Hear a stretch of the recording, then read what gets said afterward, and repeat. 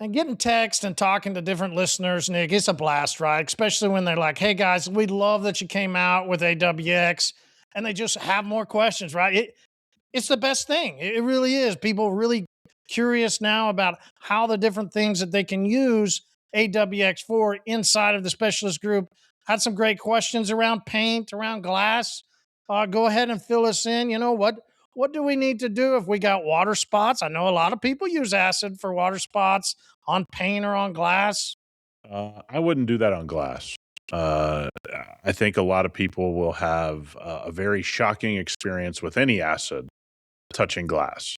So I will not sign off on that.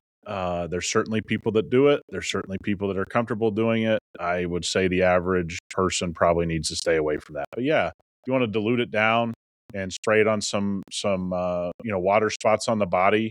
I've done it here with AWX. Some of it, obviously, guys, if you have super deep water spots, nothing beats cutting them out of there.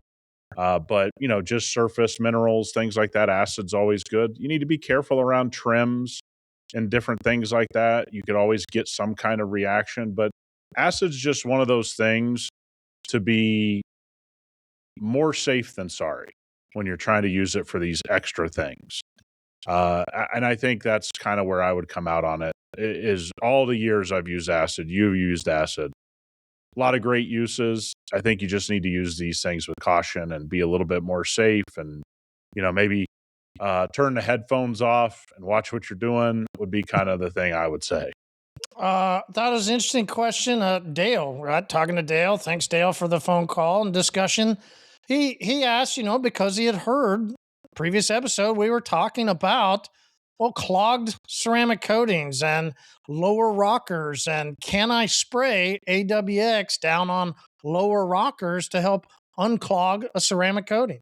Yes. I mean, one of the things you have to realize with anything, I mean, this goes for anything. We talk about this with TRX and AWX and Fuego and whatever, is, first hit it with Fuego. Make sure you don't have some type of iron deposit. When you see lower rocker stuff, the first thing I think of detailing cars all these years is somebody's brakes are shooting off a lot of stuff on the car. Okay. So start with Fuego, start there. The next thing that I would do is then go to something like an acid. But remember, all of this stuff needs some type of dwell time. So one of the things that somebody sent me is they wanted to use acid on a lower rocker, and they spray it on. In the same video, this is sprayed off in like 7.5 seconds. And I go, whoa, whoa, whoa, whoa, whoa. Make sure it's a cool panel. Make sure you're all good to go. Make sure you can let it dwell a little bit. And a little bit's not 5 seconds. Okay. If you got to keep re-wetting the area to keep it going and give you some more dwell time, that's a positive. That's what you want to do. So it comes down to, yes, you can use it. I would dilute it, 3 to 4 to 1, something like that. If you got really bad situation, can you go 2 to 1? Absolutely. This stuff is safe. You want to make sure you don't have any trim around it when you go stronger dilutions. You want to make sure you rinse really well. You really want to make sure you use something like a strong cleanse dilution to go over the area, or even spray TRX over top of it after, you've rinsed it off and kind of neutralized the area. Guys, acids are great. You just have to understand them. Okay. And dwell time is something we don't talk about enough. I see guys throw on TRX and immediately start scrubbing the rubber. And I'm like, true. Dude, I'm spraying it on there, then I'm doing the wheel, and if I got to put a little bit more TRX to re-wet I'd rather let things dwell to make my job easier. So acid needs to be seen through that same lens. You mentioned something there that I don't know that we've ever talked about or heard to talk about, but if you are using it on paint, you use that word re-wetting. It is vital. It is vital, whether that's mist of your power washer, just kind of, back out of the way a little bit, Sure. just getting a little bit of mist back. It's keeping that surface wet, especially when you're working with acid, is very, very important. Same on a wheel, right? I mean, if you start, if you're trying to let it dwell, people will see this a lot of times in my videos, and we do get comments about this. People are like, you're using a lot of product. guys, I'm really anti elbow grease if I can help it.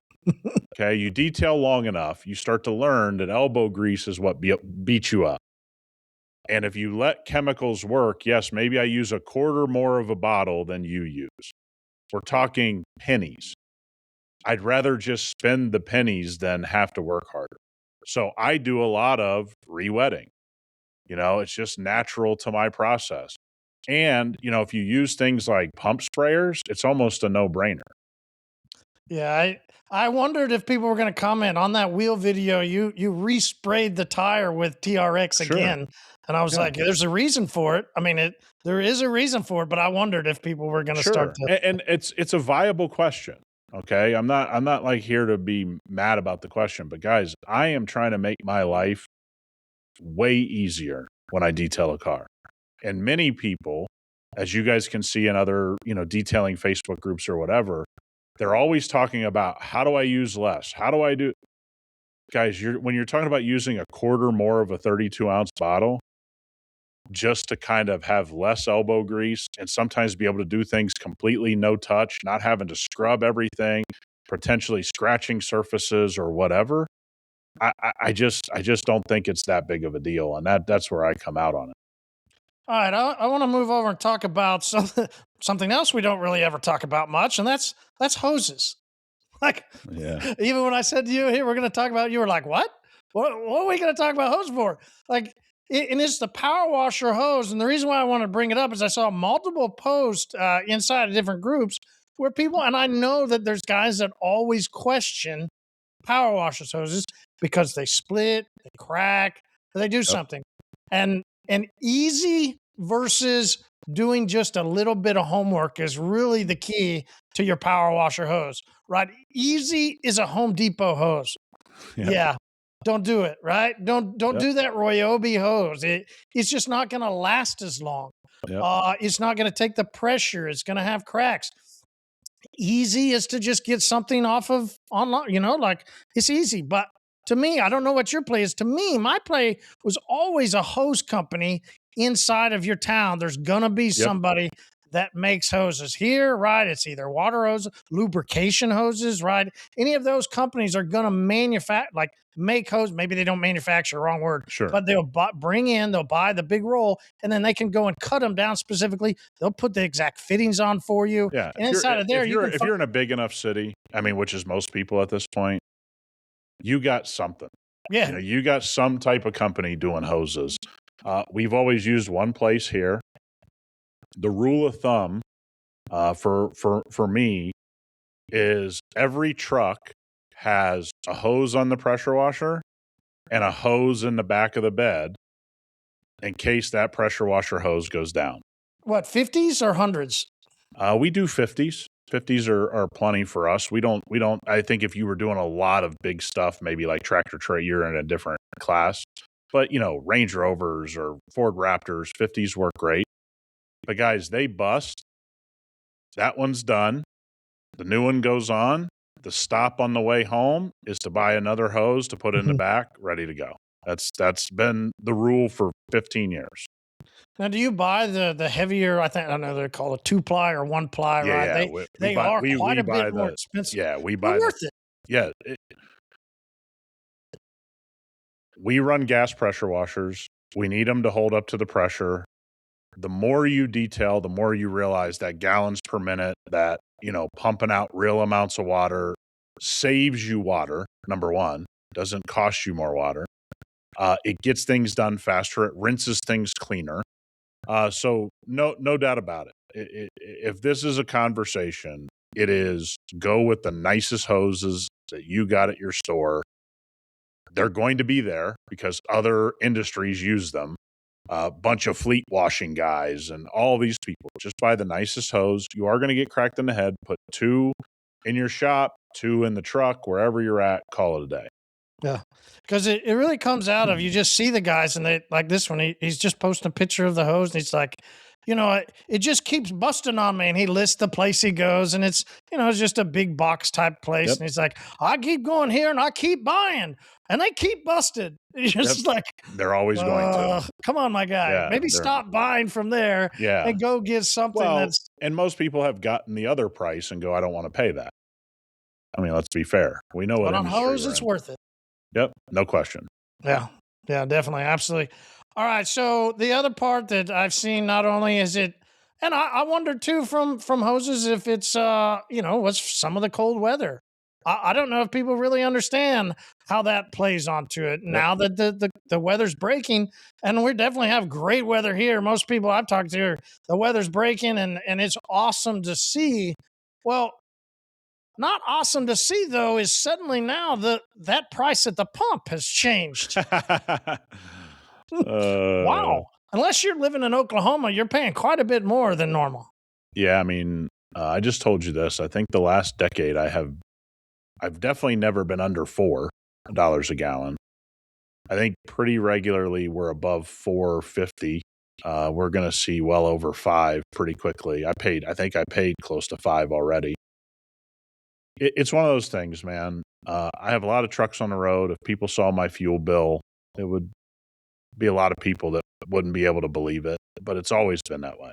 So if it's about hoses and easy and getting the cheaper ones, when you go to the pump and even your guys there using, your Dodge trucks, right? I mean, are you which level are you going? Because we've understood there's a reason for the better gas.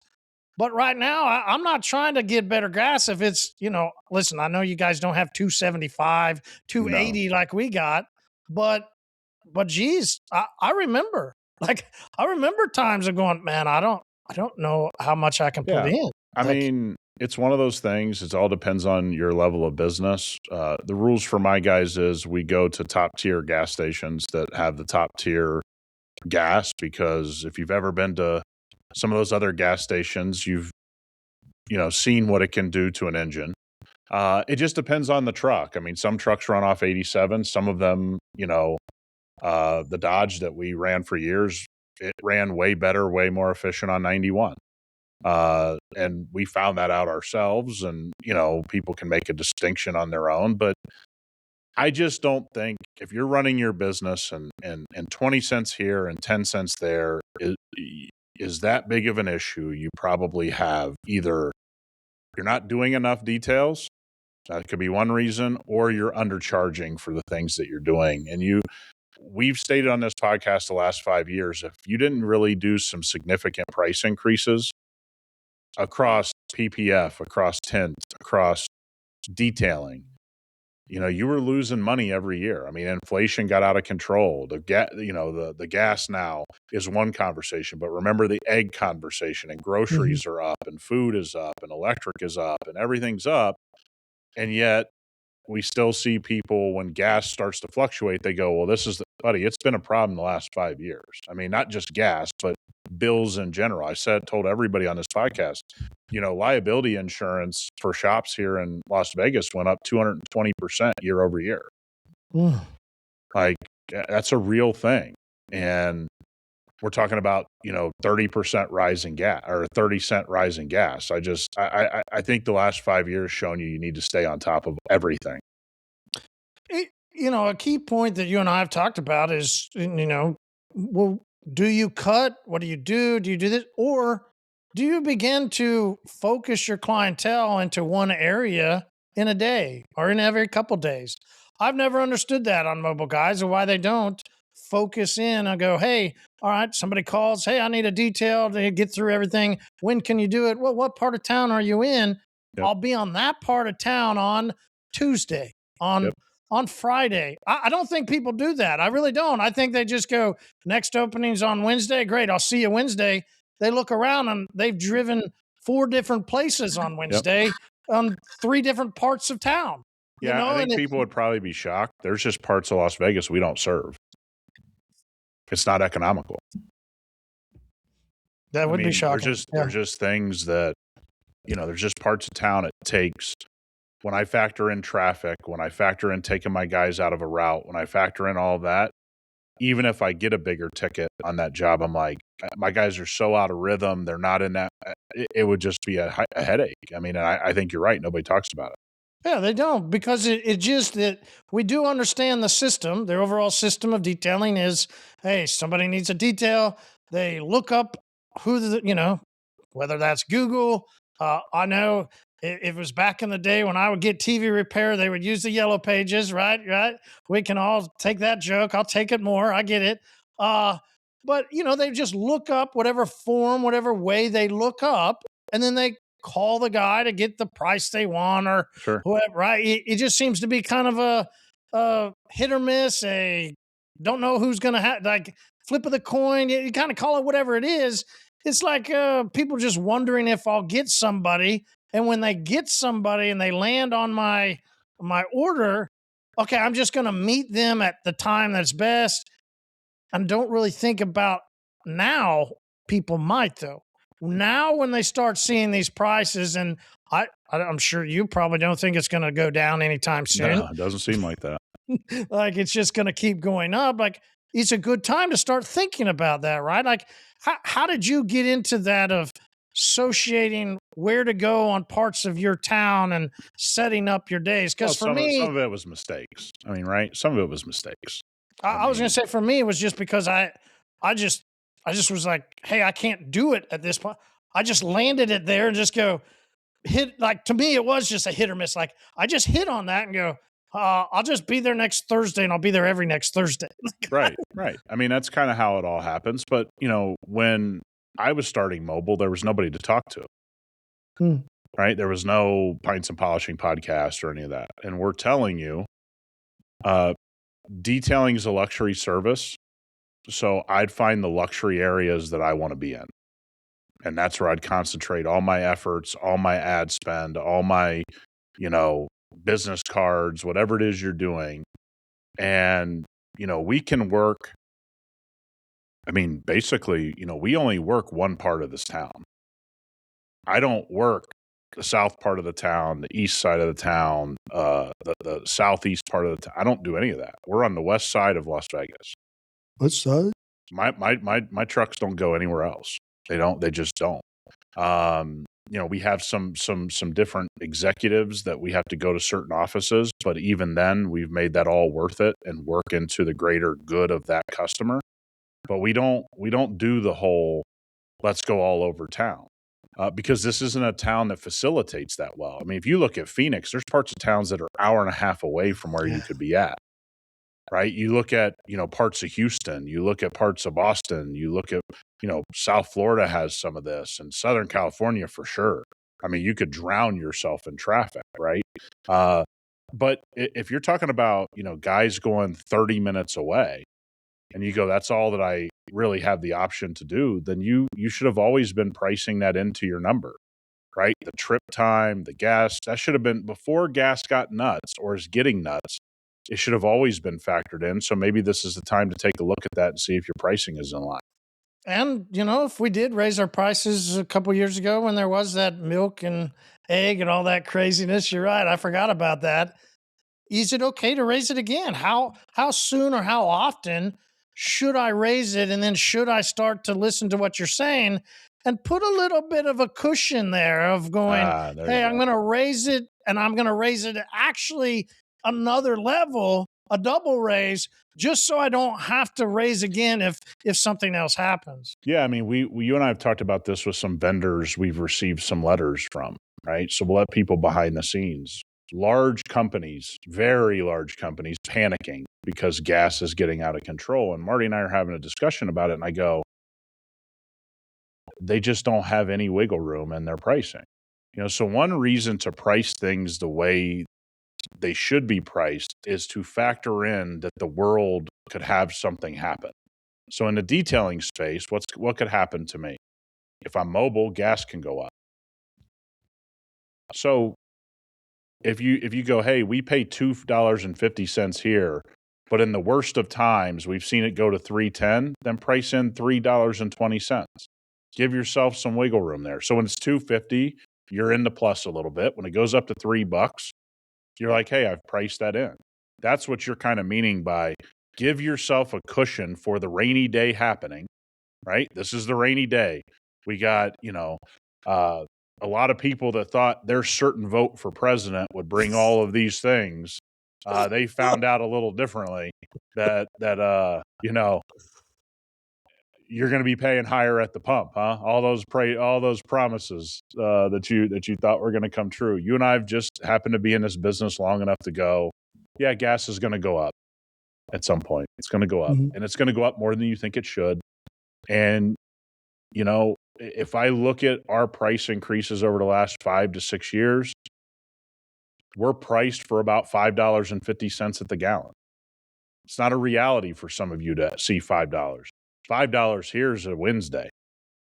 You know, like the shit just happened. And I see people being like, well, if it was ever $5, it's like, I don't know, man. One time I was in Southern California, I paid $7 something. Yeah. Well, you guys would hate my premium at $3.30. Yeah. I mean, you see what I'm saying? But it's like, you don't want to, I want to say this realistically, like, guys, in your area, if the world goes nuts and you could go to $3.50, just price your services as a $3.50. Because at the end of the day, you're not talking about that much money. You know, if you have a 20-gallon tank, you're talking about $20.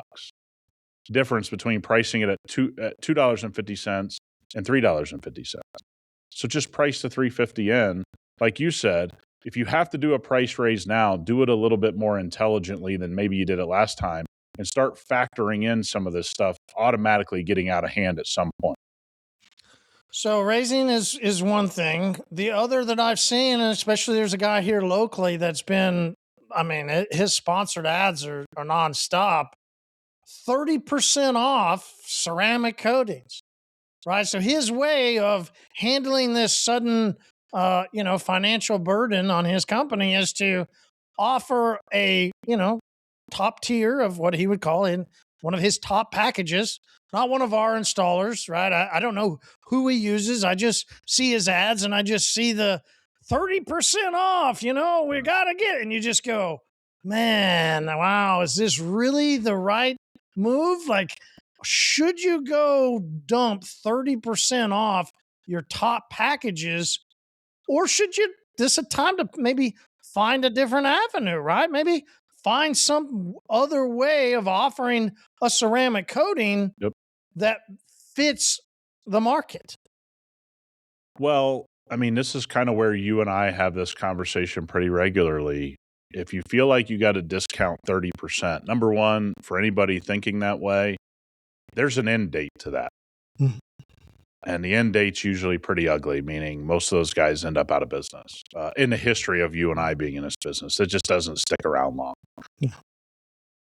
But if you want to hit more customers, then offer things that are more value oriented, but very profitable to your business, right? Not necessarily making less profit margin, right? But it's a less cost to the consumer.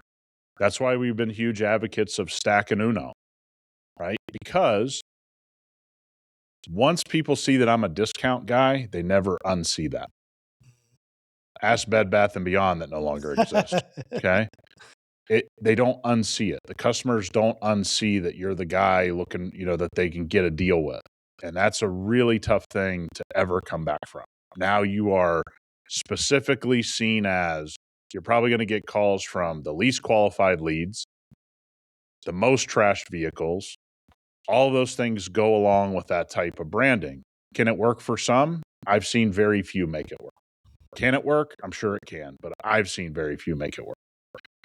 So the value is, somebody calls you up and they say, I don't want to spend $1,500. It's not to discount the $1,500 service. It's to have the $999 service that you still make good profit on, that you do in less time, that still gives them incredible value, right? That is the way to quote unquote discount it 30%. You get to the 30% by giving somebody a different style of coating, probably a different year, promise on the coating. And you're probably doing a little less of a service to the car, meaning probably not doing two-step correction, and maybe you're doing a one-step really quickly, and you're only going to remove so much of the scratching and swirling and all that kind of stuff. But I think you also have to say out loud, there's just a lot of installers that don't understand that technology's changed. You and I have this conversation with people a lot of times, and they go, "Wow, I use Stack and I can't believe it." And it's their first time realizing the technology's there to do something else.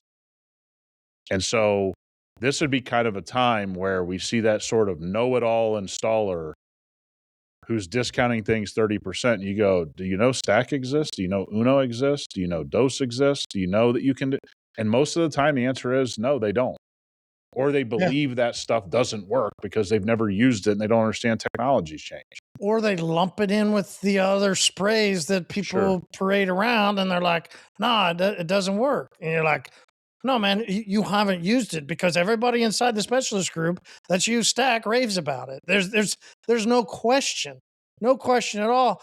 I think there's a moment here too, not only just not doing the 30% and offering, maybe that's a new package with Stack at like you mentioned, maybe it's at that $9.90. Maybe you offer just a come see me type of package that is dramatically much lower, and you go back and you call those people from 5 years ago, from 3 years ago, all these people that you've just let go, that you sold them this, lifetime coating, and then guess what? They never came back to see your business. Yep. Hey, if you need customers, Stack in that moment. How do we go and make that phone call? What's that conversation look like? Yeah, I mean, I think one of the interesting things to me, and this would be even in our Sparta program or guys that do a lot of tray. I mean, sort of the no-brainer money is bringing those guys in once a year. Just automatically, you get to see the car, you get to make sure it's maintained. It's not necessary to get the coating to last, but it's a service that gives your customer an elevated experience, that you're always on top of it, that you always want their car to look the best, that you always have something to offer them to come back, have their car detailed, make it look freshly detailed, right? Which a lot of customers love that. They just want that once a year, come back, go through the interior real quick, do the exterior real quick, things like Just kind of freshen up a bit. Yeah. yeah. This is, for everybody that doesn't know, I mean, April and May, we'll do so much Stack, you'll blow your mind. Yeah, it is right. Every year you always like, hey man, got to get some orders in, got to get these people back. Yeah, because what we do is a pre-summer. I mean, summer is the harshest time for cars out here. So it's a natural, let me see your Sparta application. Some people are stacking Uno every year, right? It's just a summertime thing. That's why if I lived in a place that really had lots of different climates, I'd have a winter package. I'd see them again before summer. I mean, I would be doing all of that because guess what? It's a natural sales point that provides a ton of value to that customer. Let us see it before winter. Let us see it before summer hits and the sun starts hitting your car. I would be doing all of those things. But if you're offering long-term coatings and you're never bringing the customer back, the conversation in your business has to change right now, in my opinion. The coatings and those long-term coatings, they had their spot on the quote unquote journey of a detailer. It's something I've noticed for a long time, and I've talked about publicly. There's always this journey. If I start mobile, I have to go get a shop, right? Whether that's in 6 months or in 4 years, there's thousands and thousands of shop owners that started as a mobile detailer, and they go, I used to detail out in the weather, but I don't want to. I've got to be indoors. Sure. Right? Like there's like it's by the massive. A lot of our listeners, but not all of them. Not every mobile detailer also has a shop. It's not all, but most eventually want to get to a shop. Once they get to a shop, well, they might be there for 6 months, might be there for a couple. We don't know, but there's always this next step, and they go, all right, now I'm ready for more. And that more isn't necessarily more detailing. It's more around the car, which, hey, we understand. We love the idea of being a car care provider for people. It's what we talked about. If you're the specialist, well, then you know all the different things and know the different parts and different things that you should put on a car, like tint, right?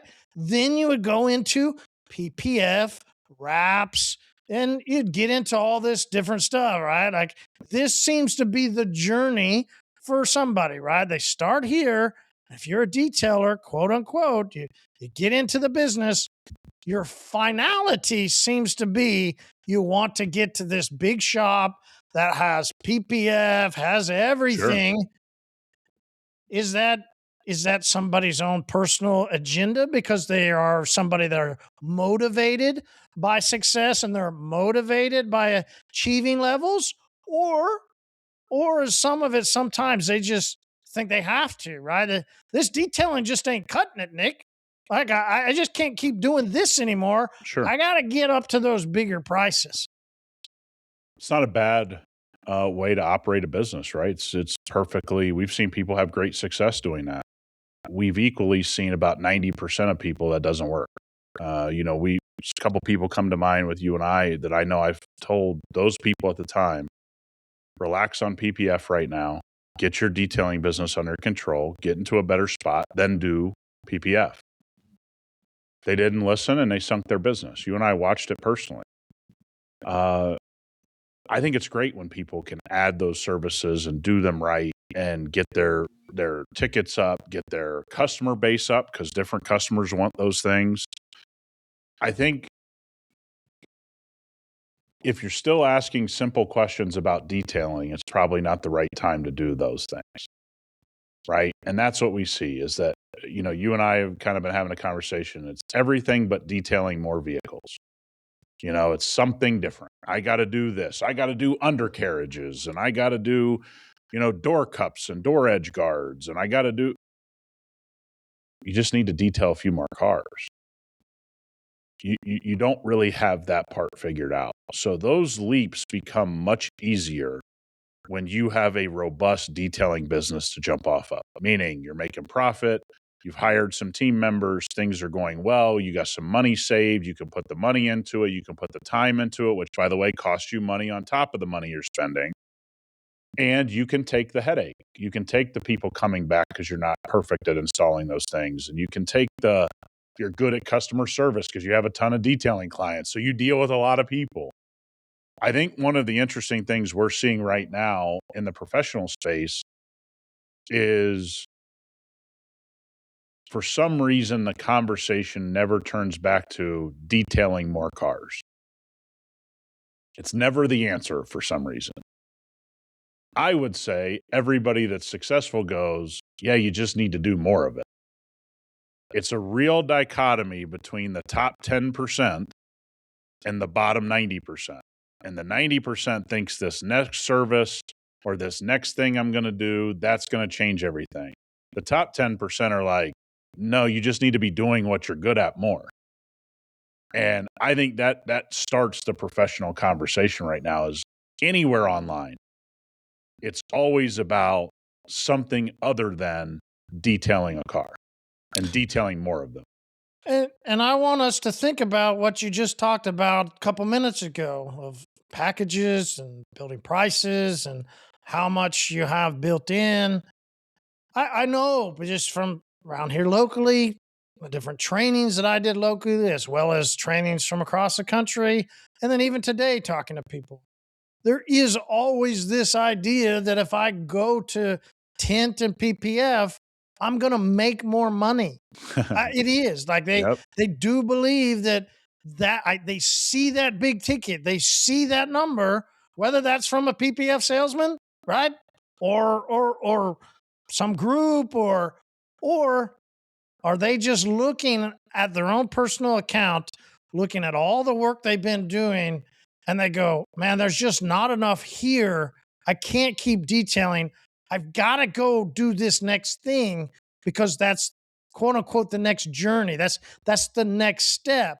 Where if we pause, like you're saying, and we think about detailing, how profitable could we make detailing instead of bringing some new thing in? Which is less profitable, by the way. Why do you say that? Because it is. It's more cost heavy. So if you can't make a lot of money in detailing, it's usually a pretty hard sell to go make a lot of money in these other things because they're just more cost heavy. Rolls of film cost more than a bottle of soap. right? And it costs more to do a car just in material, exponentially more. And most people don't get that right out of the gate. Their costs really go up. Highly efficient PPF shops know how to drive their costs down, but they've also been doing it for 15 years. So they know how to install it quicker. They know how to pay installers. They know how to buy the material, which, by the way, they buy in massive bulk, pallets at a time, to get the pricing down on the rolls of film. You're buying one roll or two roll, you have no buying power. It's a buying power business. Just like we see inside of our, we have a Pro 20 discount. You can take your cost of chemicals down 20% by just buying a little bit more at a time.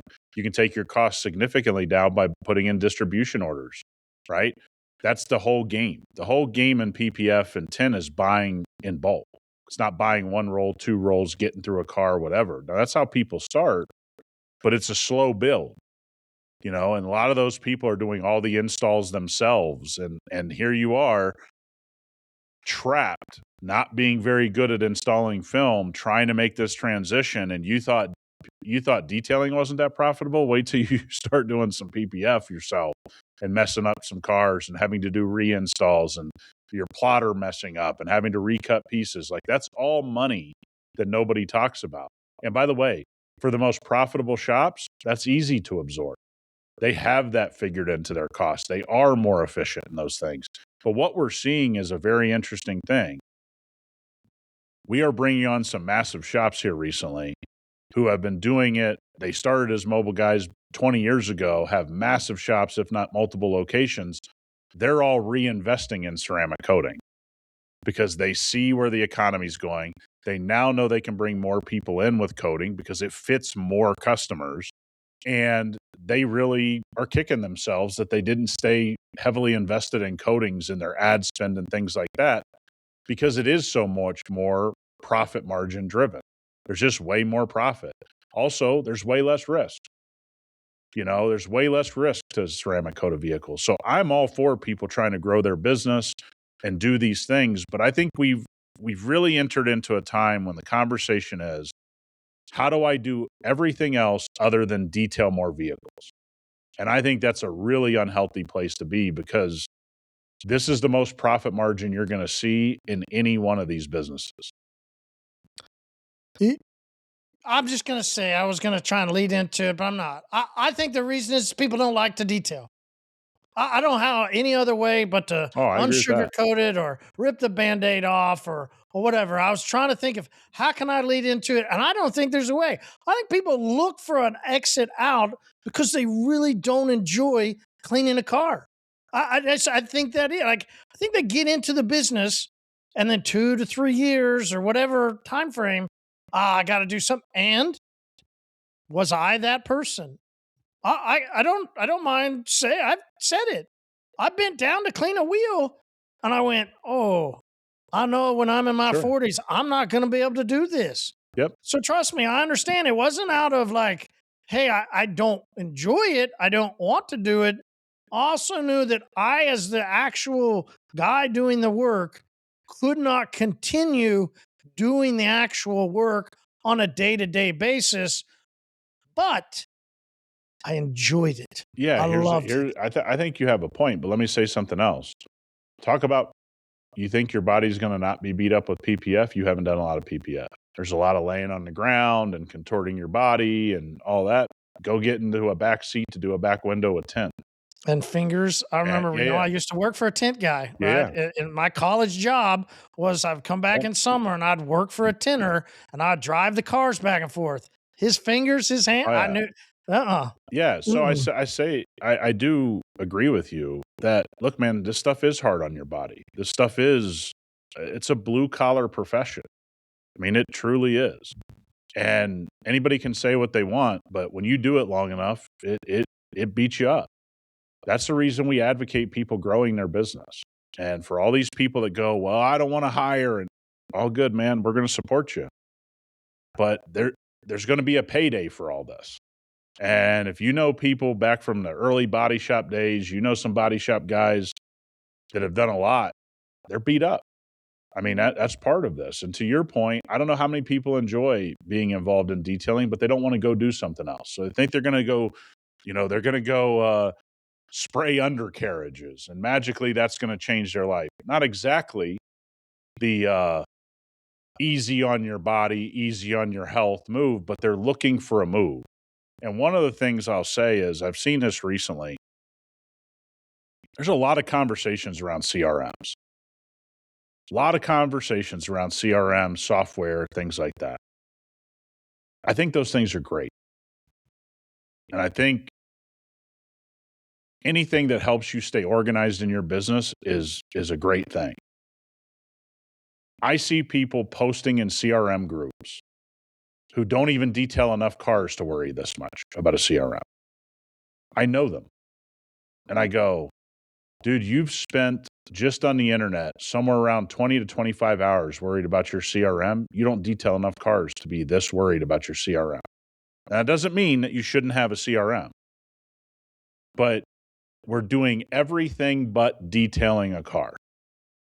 And that should be the warning sign to anybody. If you're trying to find things to do that's not bringing more detailing into your business, and you already don't detail tons of cars, that should probably be the red flag.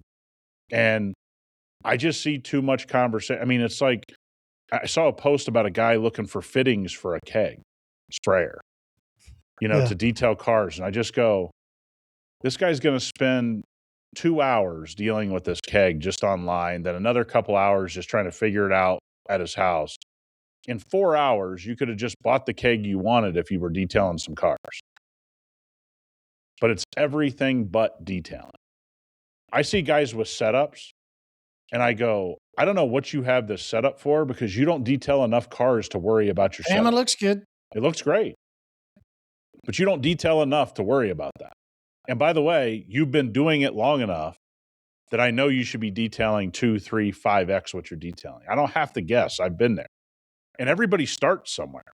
So I'm all for the guy and gal getting their start. And look, we all started with very few clients and trying to grind out. I'm with that.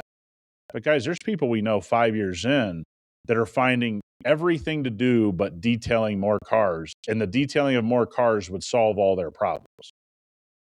So they might not do it because of finances we talked about. Maybe these bigger ideas, talked about this other idea of, well, maybe they just don't enjoy it.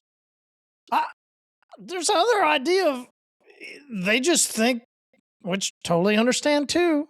You start a business, you get into it, you begin to adapt this cape around you, and you tighten up this string, and on that cape, it says the word entrepreneur. Oh, yeah. So I am the entrepreneur, and I will continue to find things to make. Totally get it. All good. Still not a knock. We're just looking at these people. One I saw, very interesting, a pad cleaner that they had as a prototype. And they were going to take the air out of the room, and then you were going to be able to use that air to clean pads. Okay, sounds like a very massive, big ordeal that didn't seem to make a whole lot of sense other than using a compressor. But okay, we've seen also where people want to clean trash cans or clean random things for people. Not always a bad idea, But if I'm a detailer, how odd is that? Yeah, about just detailing more cars, trying to solve your problem of why am I not detailing enough to make this work? Detailing is extremely profitable. Almost everybody on some level understands they got to detail their car if it's presented to them, right? Like, oh man, my car's kind of a mess. I should have it it's just sort of one of those things people understand. And I think the point of this is if you're in the position of I'm doing a lot of things that aren't detailing and you're not extremely busy, I think this is the time to go, hey, I got a problem and I need to figure out how to get more business. That's what I think the conversation has been completely lost around. How do I actually get more business? Not how do I add a service like cleaning someone's driveway or cleaning a trash bin or whatever. It's why are you having to do these things that are not your core business? And I get tons of questions, DMs, text messages, calls, we get emails all the time. And those things teach me a lot. So I'm glad people send me that stuff. But I also go, I can see what you're doing online. If we're friends online somewhere, Instagram, Facebook, whatever, and I go, a lot of your confusion is because you haven't detailed as much as you think you have, right? You look at men and women that have really detailed a lot of vehicles, they don't have a ton of questions. They just don't. They go, maybe they'll come across something random once or twice a year that they go, hey, you ever seen this? And that's how they'll ask you, have you ever seen this? But it's not the basics. It's not questions about the basics. And I think a lot of people have questions about the basics because they just haven't detailed enough. Like, you got to detail more. The one way to get better at this is, YouTube is great and Instagram is great and TikTok's great. But at some point, your hands got to be on that car and running across things happening in real time that you have to fix or that you have to address. And that's one of the things in my career, I guess I'm the most thankful for, is like, I was in spots and took jobs where you were just going to do a lot of cars and you were going to either have to figure it out or you weren't going to make money. You weren't going to get paid. Like, you had to do work. And boy, you learned or you just weren't in the business anymore. And I think we've lost that volume, when priced properly, solves all your issues almost. Now, if you mismanage your money and overspend it, it doesn't fix that. Or didn't do your pricing right. Yeah, but that's what I'm saying. If you're priced correctly and you do volume, you fix 95% of any business problem that can come to you. Yeah. Okay. The 5% of, is your personal life spending out of control? Is the business spending out of control? Are you buying a lot of extracurricular things that you don't need? All of that's that 5%.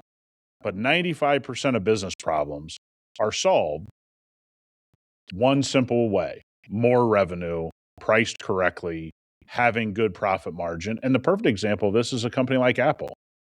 Apple went into autonomous driving, spent like $10-20 billion and just killed the program. They just blew like 20 bill. Well, they also have $1 trillion in cash in the bank. So they're like, yeah, we're not going to do this anymore. So how are they able to do that? The more revenue you have, the more you can absorb problems, the more you can absorb headaches, the more you can try things like PPF and tint, right? So we don't necessarily have to learn from, Nick the detailer. Sometimes you can look at a company like Apple and go, you know how they solve their problems? They got a shit ton of money coming in. So if I'm a detailer and I've chose that profession, I need to figure out how to detail as many cars every day as I can for as long a period as I can, and adjust my pricing when it needs to be adjusted, make sure I'm making my profit. You almost solve every business problem. A CRM doesn't solve that. A sales program or that. All of this stuff comes down to, you need to detail more cars. It's almost every problem we see on the internet. Speaking of on the internet and problems on the internet, one that glaring that nothing never stops every day, you and I just wonder, why don't they have somebody trying to help? Like, the interesting part, we talk about this journey and where everybody goes and what happens. And it doesn't matter if you're doing great or you're not. Like, there seems to be always this desire for us to go on social media, which again, we're always going to give our hat and commend Mark for doing such a great job for getting us to always be on there. I think the final part of this discussion, which you and I find curious, well, if I'm on social media and I'm out there and I'm busy and I'm going, well, a lot of times we just feel like we can say whatever we want to say, right? Like, we get drawn in, and whether it's we have this internal desire to help people, and if we see somebody out on social media and they're in this Facebook group and they've had this question, some of us do feel the need, it's an internal need to pay back, right? Like, well, somebody helped me in the past, so I want to go into these groups and help people. And, if they ask a question, then I want to give my professional experience because, well, I've been detailing for fill in the blank, right? I've been detailing for 3 years. I've been detailing for 3 months. I've been detailing for 8 years. It doesn't matter. There's always this innate desire for many of us to go and list a response to somebody's comments or questions or get involved, right? Like it's in these times, how much time should we be spending doing that? Yeah, I mean, that's why we've kind of curated the specialist group on Facebook the way we have. It's like, I love people showing their work. I love people asking genuine questions. Hey, I'm confused about something. Can I get some help? I think those things can be good, but many of you realize who you're hearing from in the specialist group are other people that are using the product you're questioning about. When I go into a general group and they're talking about a million subjects every day, and I don't know anybody making comments because none of them have really been vetted through any system, what is the use of that time? What is the use of the time of putting up chat GPT posts? What is the use of time? If you're going to be on the internet, look, are you trying to get business off the internet? Are you just going into groups to answer everybody's questions and tell everybody how much you know? And you may or may not know as much as you think. A lot of subjects get brought up, business subjects. I go, ooh, I know that guy. I don't know why he's saying that, right? It's not out of judgment. I just go, he's never really built a large business, and this guy's obviously trying to build a large business. Why is this guy commenting so passionately and fired up about it? It's just one of these things. Like, everybody's going to use their time the way they want, but the amount of questions we get all the time is why we have conversations about this, and not out of judgment. It's because we genuinely get a lot of questions. And I think when you move through this and start to have real world results, you go, almost everybody's time is better spent trying to grow their business.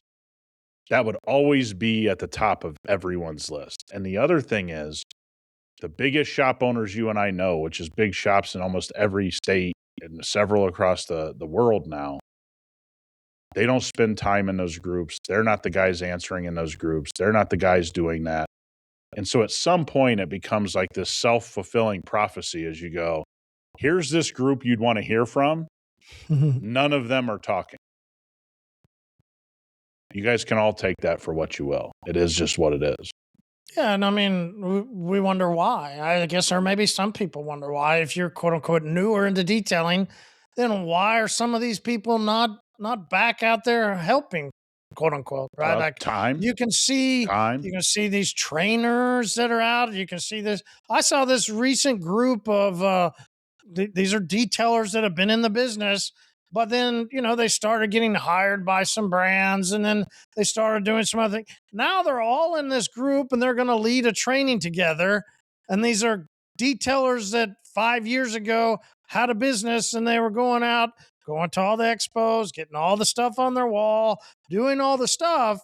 But now I don't know what their business is like. I just can only see now online on social, they're putting out, come train with us. Oh yeah, their business Hey, is we out of got this business. Yeah, let's got say this what it big is. thing. Yeah. And the thing that I brought up to you, I think that the wild part is we never know. We never know who the person really is, what they're really all about until you meet them face to face. Some of these people I met at my trainings and they came to train. One of these people didn't ever use a bug cleaner. They weren't sure what it was. Sure. No, I had All a good. conversation with a tool company, the actual owners of a large tool company globally. And they asked me why I don't use the tools anymore. And I pointed directly to their hires. I said, come on, you guys have people out here that have never even done anything in this business claiming that they do. And I'm not going to be a part of that. And I also think there are better tools out there. I think you guys have fallen behind listening to the wrong people. That's a hard conversation to have. because used a lot of tools from that company over the years. And I'm not saying this to say right or wrong or I have the right way. It just doesn't sit right with me. I know and make a joke to people on their team, dude, detailing a car in 1985 for money one time. I mean, you don't really know. I mean, the guy was my rep at a company. What, 15, 16 years ago? He ain't that old. Like, he's not 75 years old. So most of his life has been spent working for companies. There's nothing wrong with that. People need to work for companies. But also, when business gets interjected by people that have never built a successful business, that's where I think everybody needs to have a little bit of a stop. Who am I really learning from? Because I think learning technique is great. The conversation never just stops with technique. It's all, here's what you need to do, and here's what you need to do. And it's like, that guy's worked for a brand for 25 years. He literally detailed a car for money like in 1989. That's not really, shouldn't really be talking about the business. And we do have that trouble in this business. It is what it is. It's not something to be mad about. But I want people to just step back and go, do I solve a lot of my problems in my business if I detail more cars? And I bet 99 out of 100 people, it's hell yes. Yeah, it is. But we go on social and we see these people and they tell us who they are and they tell us how they have the answer for us. And there are plenty of people that then go follow and go believe. I said to you the other day, it was this interesting post from a guy that I won't bring up his name. Nobody in detailing. He's a guy that wrote a book. I'll bring it up. It doesn't matter. His name's Robert Kiyosaki, right? Oh, yeah. We can remember the Rich Dad, Poor Dad, right? Like I was just scrolling through Facebook and then suddenly there was a post by Robert Kiyosaki that was sponsored, right? Facebook wanted me to see it, right? And he was talking about the different things of this Iran war. And, now he asked this question about, my rich dad, right? Whatever. I said to you, I go, I doubt there's many people that will understand that Robert Kiyosaki himself did not write that post, right? But Sure. they will expect that if I go into a group that I can ask this question, or if not even a group, if some quote unquote trainer or some other somebody puts this big dialogue out or this detailer that, I'm supposed to be talking to customers, but I say a shit ton about detailing to detailer, like whatever. How do I know that person is real? Yep. As in real, as in has the nutsack, has the skills, has the gumshoe, has the years in his belt, has all that stuff. And or two, if they are real and they've actually reached a level like a Kiyosaki type of guy, there's no way that guy is actually him. Sure. So it's ironic, right? Like the people that you think that you would want to hear from, they ain't on there. No. No, they actually, we've talked about this a lot on this podcast. Like, I have some pretty famous clients, buddy. They don't run their social media. Now, you may see their face on social media. I mean, we could say it for our own company. I mean, guys, we don't have the time to run our social media every day. We have a social media team. Now, you see my face and Marty's face, and it's our content, but I can't sit there and goof around on Instagram and TikTok and YouTube all day long. Like, we have a great team that supports all of this, right? They're a part of all of this. And we oversee it and we make the content, but this is a very heavy workload just on content. Like, there's times where you and I making this podcast is a real, like, hey, we got to go now. Like, I got other stuff to do. You got other stuff to do. So I think just what I want people to get from this conversation is you and I really are coming from a place of, this feels like the time in the economy where it's time to buckle down and detail some more cars. Because if you don't, and things keep going the way they are in the world, this stuff's going to get worse, not better. And the only way we can say that is we're old enough to know. Like, that's just something you have to go through with age and go, this feels different. This feels like we could have a 2 or 3 year period here where things are pretty uncomfortable. Not just because of this or because of that, because it just feels like we're due for things being a little uncomfortable. And guess what? The topic at SEMA, the topic for the last year behind the scenes with big companies that we talk to, they've been uncomfortable for a year, 18 months. They can see things. We can see things at hyperCLEAN that give us a story that's a little different than what somebody says online, because we have all this back end data of our business and who's really doing work and who, you know what I mean? Like, we just have access to those things. Big companies at SEMA were like, things look pretty rough. You know, we saw this last year and we think we're going to see this year. And that's not to complain. It's to say we need to buckle down, get back to our core business, do what we have to do, work a little bit harder, stay on top of things, sell a little bit more. I think the same goes for everybody that details a car for a living. This isn't the time to not buckle down. I think you can get away with it in 2022 and 2023. I don't think that's going to be the case for 26, 27, and 28. Yeah, I agree. All right, great talk. Hey, everybody, go over to hypercleanstore.com. That is where you can pick up AWX Acid Wheel Cleaner. I'm ready to see those photos as more and more people do, and show us the results and everything that they're doing, all the different ways that you're using AWX. So go to HyperClean Store, grab it, but then go to the HyperClean Specialist Group. Let us know how you're using it. Talk to you soon, guys.